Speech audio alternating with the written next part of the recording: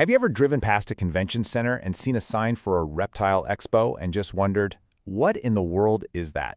Is it just a giant room packed with snakes? Well, it's kind of that, but it is so much more. Today, we're going to pull back the curtain and demystify the Reptile Expo. Just to give you a sense of scale here, one of the most famous shows, the Reptile Super Show, calls itself the world's largest reptile show in the world. I mean, that's a pretty bold claim, right? But it tells you immediately, we are not talking about your local neighborhood pet shop. And they are not kidding about the size. We're talking events like the Reptile Super Show or Reptilian Nation Expo that can sprawl across more than 100,000 square feet. To put that in perspective for you, that's almost 2 entire football fields just filled end to end with reptiles. So, to really get a handle on this unique world, here's how we're going to break it down. First, we'll cover the basics. What even is a Reptile Expo? Then, we'll dive into the amazing animals you'll see, meet the people who make it all happen, and uncover everything else these shows have to offer. And hey, make sure you stick around, because at the end, I'll give you a complete guide for your very first visit. Okay, first up, what exactly is a Reptile Expo? Well, it's a lot more than just a place to buy a pet. It's really a modern marketplace with its very own unique culture. Think of it like this. It's a massive pop-up market, but for reptile lovers. For one weekend, hundreds of breeders and vendors from all over the country come together under one roof. They bring an incredible variety of animals and, literally everything you could possibly need to care for them. And this is where an expo is just on a completely different level from a typical pet store. The sheer variety is insane. We're talking thousands of animals. But the biggest difference, the real game changer, is that you are buying directly from the person who bred and raised that animal. That means you get to ask anything and get expert advice straight from the source. Now for the main event, right? The animals. This is why thousands of people will line up for hours just to get in the doors. The diversity is just mind-blowing. Of course, you'll see all the popular pets like ball pythons and leopard geckos, but you'll also find more specialized stuff like tarantulas and scorpions. You can even find tiny insects called isopods, which are basically a cleanup crew for what are called bioactive enclosures. It's a whole world of fascinating creatures. So this naturally brings up a question a lot of people have. What about the venomous snakes? That sounds pretty intimidating, but the industry has very clear and very strict rules in place. Yeah, the community has a very strict safety-first approach.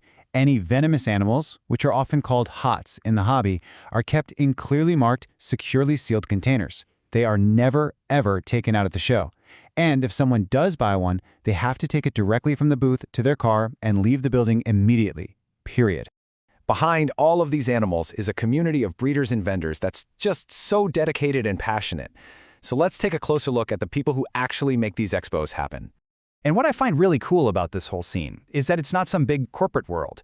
So many of these expos are literally family affairs. Roots, for instance, was started by 2 sisters. The All-American Expo is run by 2 families that have been doing this for decades. This whole thing is built on genuine personal passion. And that passion, it translates directly to the experience when you visit. Just listen to what this one attendee had to say. It's not just a transaction, it's a chance to connect with people who really, truly love what they do. The community is also really focused on the future. I love this. The Pacific Northwest Reptile Show, or PAC-NWRS, actually gives free booths to young vendors. How amazing is that?